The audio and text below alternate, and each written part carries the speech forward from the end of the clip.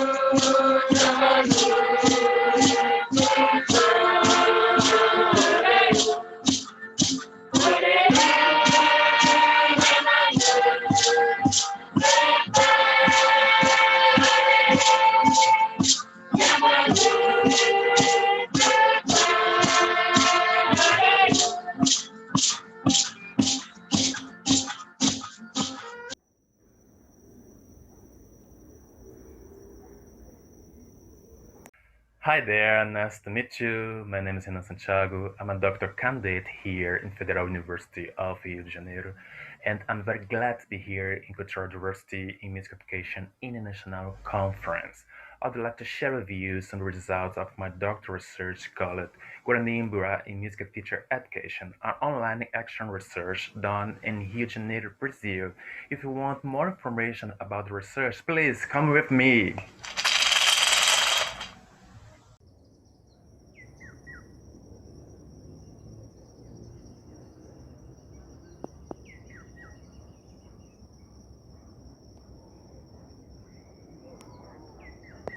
I'm back.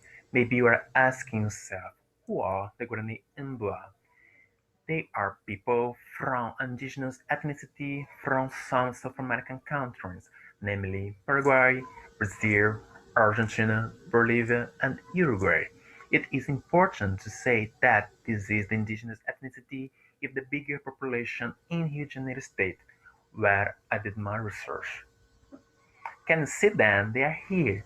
The first map shows up where you can find Guarani Mbua village in South America. The second map is more accurate because it shows up how many villages there are in each point. There are several balls, and inside of the balls there are numbers. These numbers express how many villages there are in that specific point. You can see also a red point. This red point shows up the location of a very specific village called Sapucaí de Pracuí.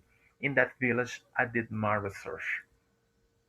On some photos, this is the central area of the Sapucaí de Pracuí village. This is very big and it is located in a forest region. This is a fish pond. You can see some house there. This is a soccer field. They just love playing soccer. This is a water fountain. Water is very secret to Guarani Mbya, and so every village must has a water fountain or a river or a waterfall or something like that. This is a upu. It's a prayer house. So the celebrations and the rituals happens inside of it. It is also an educational house because the kids learn more about their culture, listen to the histories told by the elders inside of the UPA. So it is also an educational and instructional house. And let me share with you some data about indigenous people in Brazil. There are 305 indigenous ethnicity here, but please don't think that all of them have Portuguese as their first language, because more than 206 different languages are spoken by them. So it's not true that Portuguese is the only language spoken in Brazil. When Portugal came here for the first time, there was 5 million of natives living here, but nowadays this number decreased by 24%. There is a name for that: genocide indigenous genocide. In Rio de Janeiro, only 0.8% of the population declared themselves as indigenous people. In education, we have centers of silencing. What it means? It means that indigenous culture and history were not present in schools as it should be. But in 2008, it was promulgated an actual law that says that indigenous culture and history must be compulsory in Brazilian regular schools. But there are some challenges to be overcome in order to do that. First of all, teachers do not know how to teach contents related to indigenous histories and cultures. Why? Because they are not trained, they are not prepared in universities. The indigenous identity is taken as a monolithic structure and not as a diverse one. What it means that teachers in general teach that all indigenous are the same. But as I've said, there are 305 ethnicities here, and all of them are different from each other. So, unfortunately, stereotypes are still being produced and reproduced by schools. And indigenous culture and history is in general taught by a non-critical, inaccurate, and even wrong approach. And this history is in general told by the lens of the colonized and not by the lens of the native themselves. And in music teacher education, it's not different. So, in order to contribute to change this reality, this research aimed to plan and analyze a two lessons online course offered to music teachers in training from Rio de Janeiro University. What I did, I planned a two lessons course. The first lesson was ministered by me, and it was about theoretical issues concerning repertory, music instruments, dance, religions, and way of living of Guarani Mbya people. But how I've learned these contents? I've administered informal interviews with indigenous people from Guarani Mbya from Sapucaí de Bracuí village, and also did literature review on academic texts written by Guarani Mbya authors. And the second lesson was very special and interesting because it was an online didactic concert ministered by a Guarani Mbya char from Sapucaí de Bracuí village.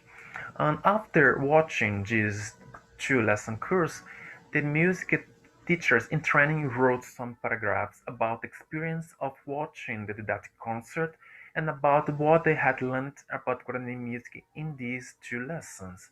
Finally, these writings were analyzed through content analysis. The theoretical framework was the decolonial thinking. What it says that colonial era is gone. It's true. Brazil is no more a Portugal colony, but it left marks in social thinking. And the set of these marks are called coloniality. And the coloniality is the source of all kinds of inequalities, including the xenophobia directed to indigenous people. There are some axes of coloniality.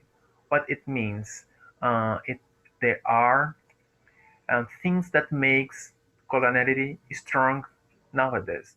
First of all, coloniality of the power. It says that the power is concentrated in the hands of the descendants of the colonizers. It means white Christian men. On the coloniality of the knowledge. It means that the knowledge brought by the colonizers is the only one recognized by the society. The coloniality of the being. It means that the race and the ethnicity of the colonizer is seen as the best way to represent their humankind. And cosmogonic coloniality. It means that the religion, that spirituality, that the beliefs of the colonizer are the only ones recognized and valued by the society. So it's necessary a constant and critical reflection upon coloniality, and it's also important to retell the history under the optic of colonized people. It was what I tried to do.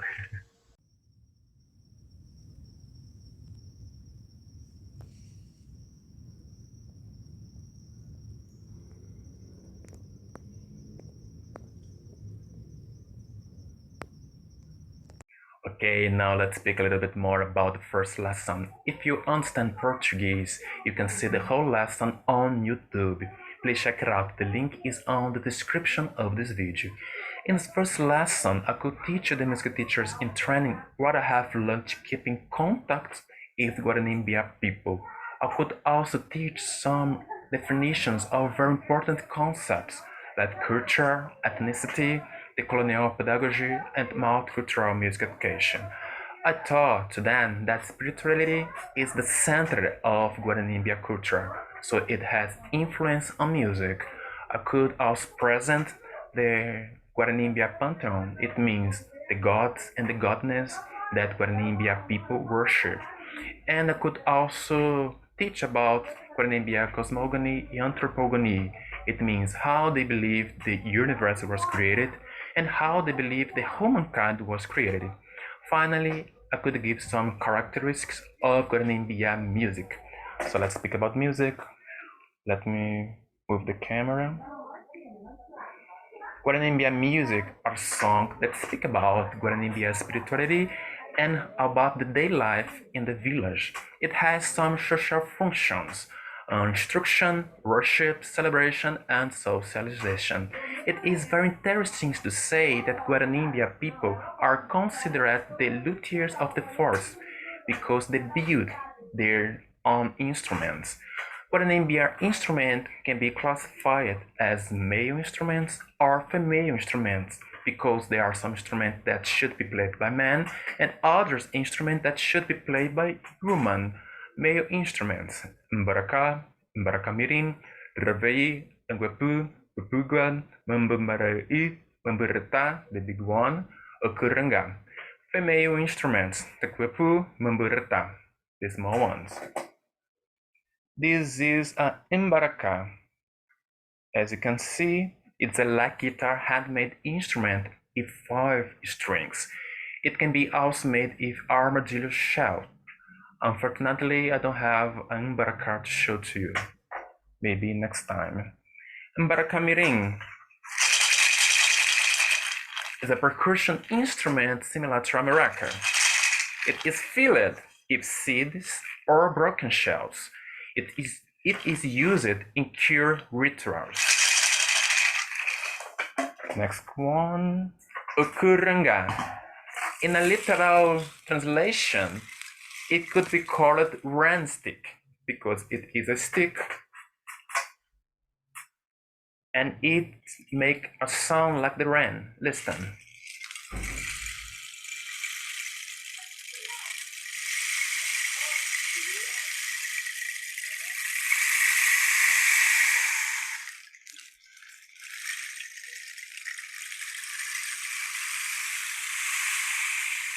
It is used to calm down babies. The kuapu. Wow, it's big. Are 1 meter Holland bamboo pipe. It is a female instrument and the sound is made hitting the bamboo on the ground like this.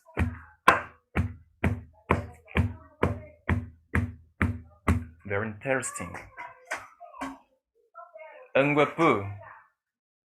It's heavy.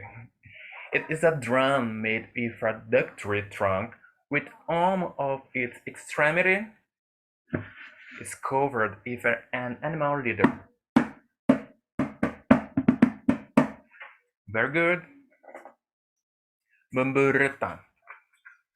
This is the male one. The female one has just 3 pipes.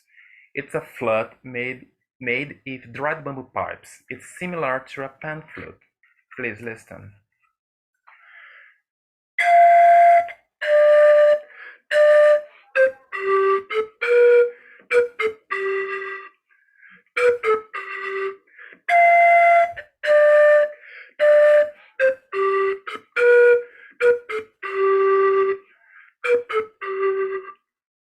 beautiful.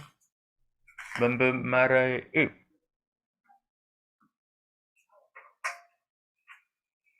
It, it is a like record flute made with a single dried bamboo pipe.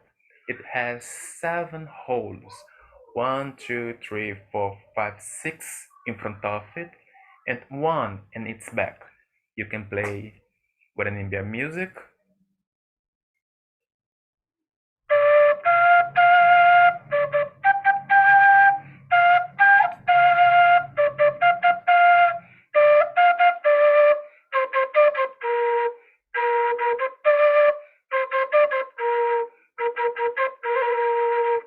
Or if you want, Baroque music.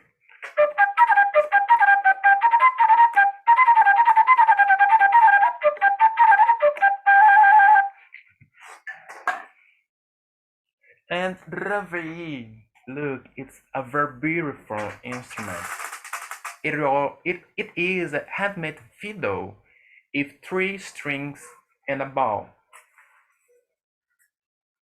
Look, it's all handmade. Here we have the head of an eagle. Very beautiful. I'm not good at playing it, but I will try.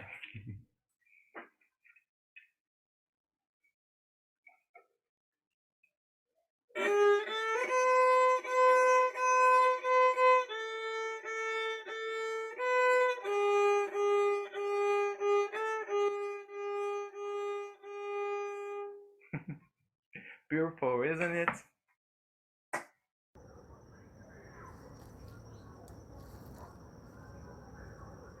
Now let's speak about the second lesson. This whole lesson is also available on YouTube. If you want, please click on the link that is on the description of this video. It was that concert streamed directly from the Sapucaí de Bracuí village. It was a challenge to do it because the internet network was very weak and it's very far away from my home, so it was very hard to get there, but I did it.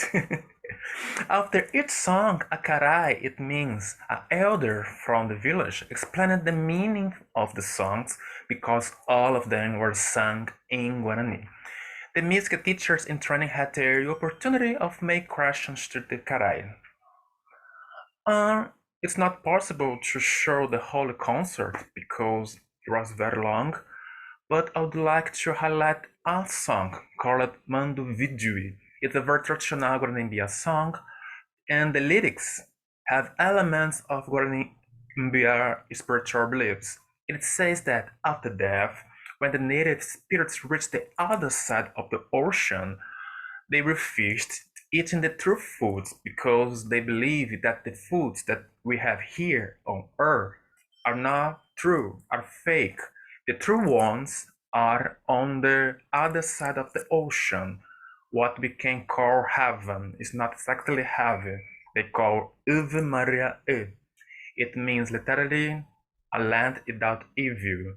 And in that land, there are the real foods, the very yummy food. The food here are fake.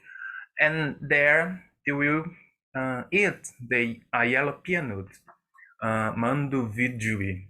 The lyric says, Orma Roguatamavu, Parovai Ropotumavu, Roavan Mando Vidui, Mando Vidui, Jaacatu Parovai, Jaoavan Mando Vidui, Jaoavan Mando Vidui, Mando Vidui.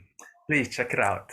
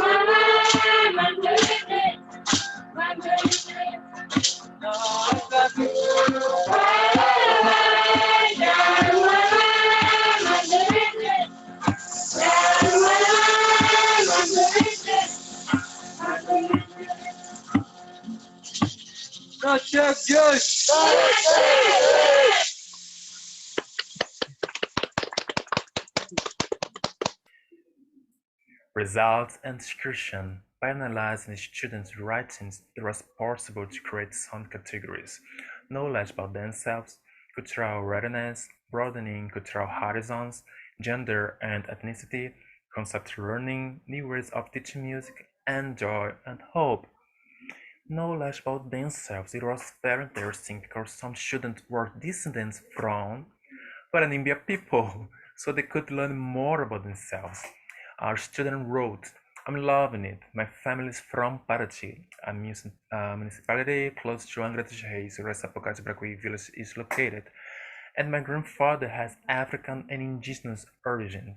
I knew very little about the Paraty indigenous culture, so having the opportunity to know more was very emotional for me. It brings me homesick. Cultural awareness, because they knew very little, their contact with the natives was very good to create cultural sensitivity. These lessons were very interesting. After watching that concert, we were able to see a little about their daily lives, instruments, the way they sing and rehearse. Within this, we saw how important the inclusion of indigenous music in school is for students. Broadening cultural horizons, they could learn more. This theme was very far from experience. I never studied or taught this topic. Gender and ethnicity. The division of instrument by gender is interesting. As I've said, the Guarani Mbya people has the Guarani Mbya culture have um, male and female instruments. It is interesting because we had learned that there should not be any gender division of instruments. But when we talk about indigenous people, we have to respect. Very good. Concept learning. I could conclude that they could learn not only about indigenous culture or indigenous history, but also about concepts like decolonial pedagogy. Within this, it is important to emphasize how the colonial period still perpetuates over the current days and moments of our lives. We saw that coloniality left a great inequality, and with that, coloniality axis emerged as coloniality of the power, coloniality of the knowledge, coloniality of the being, among others. New reflections. It was very good to see that the students by themselves created new reflections. For example, I did not teach it, but our student could take all all he all we got from their lessons and did a new reflection by himself. One of the aspects that is very important is how he can bring this content to the classroom. As we know, the law Act 1645 that makes the study of indigenous and Afro-Brazilian cultures compulsory in elementary and high schools. I discovered in my research that this law does not encompass the university system, and I was wondering why. It's true. If music teacher education uh, uh, do not take in consideration the history of indigenous people, how could the music teachers in in training teach this kind of content? It's impossible. So it was a very interesting reflection that a student can do by himself. New ways of teaching music. A student discovered a way of using the Guarani Mbya music to teach music for non-indigenous people. It can be a new opportunity for the student to learn about the culture and its relationship with indigenous musical performance. And it can also contribute to the learning of instrumental practice, considering that in Baraka, the light guitar instrument, can be played just with the right hand. It is possible that beginning students can play this instrument. It's true. Joy and hope. It was very, very good to see that the students were not bored watching the lessons. No, they were very happy. They were very excited. It was very clear to me. And many students wrote paragraphs like that. That day started very enriching, listening to the Guarani Mbya play and singing. I was very happy to learn a little more about the culture of Albuquerque village. I realized how powerful it would be if society made a priority to know and better welcome different ethnic groups in their respective cultures, as this is a crucial part of our history.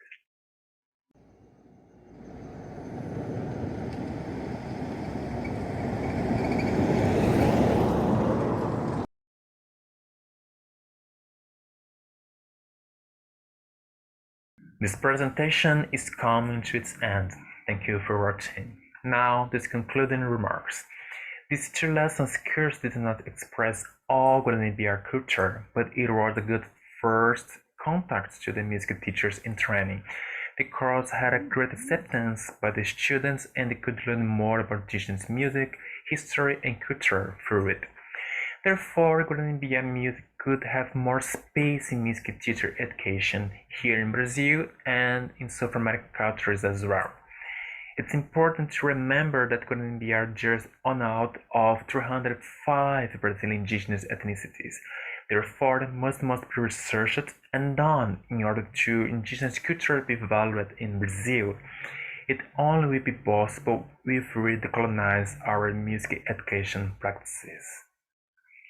I would like to say thank you to our natives that lives in Albuquerque village, to the Professor Celso Sanchez that helped a lot in this research, to the Cultural Diversity in Music Education Organizing Committee that made this conference possible, and to the Fundação de Apoio à Ciência, Tecnologia e Inovação do Estado do Rio de Janeiro by supporting this research by funding. Thank you.